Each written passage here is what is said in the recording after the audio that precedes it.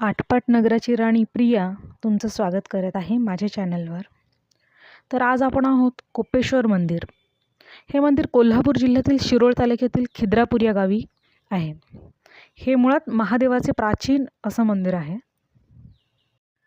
शिलाहार शिल्प स्थापत्य शैलीचे हे एक दगडी मंदिर आहे आणि मंदिर कृष्णा नदीच्या काठावर वसलेलं आहे. या मंदिराचे नाव कोपेश्वर का पडले त्याची पण एक आख्यायिका आहे.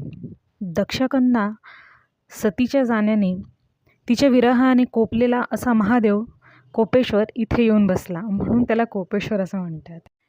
या मंदिराचे अजून एक वैशिष्ट्य म्हणजे इथे इतर मंदिरांप्रमाणे नंदी नाही आहे.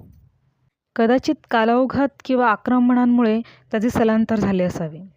हा नंदी खिद्रापूरपासून 12 किलोमीटर दूर नैऋत्य दिशेला कर्नाटकातील येडूर गावी आहे. तिथे फक्त नंदीचेच मंदिर आहे. मुख्य मंडपापासून किंचित विलग असलेला खुला मंडप, आच्छादित मंडप, अंतराळ आणि गर्भगृह असा कोपेश्वर मंदिराचा तलविन्यास आहे. मंडपापासून काहीसा विलग असलेला खुल्या मंडपाला स्वर्ग मंडप म्हणून ओळखले जाते. त्याला कधीच छत नव्हते.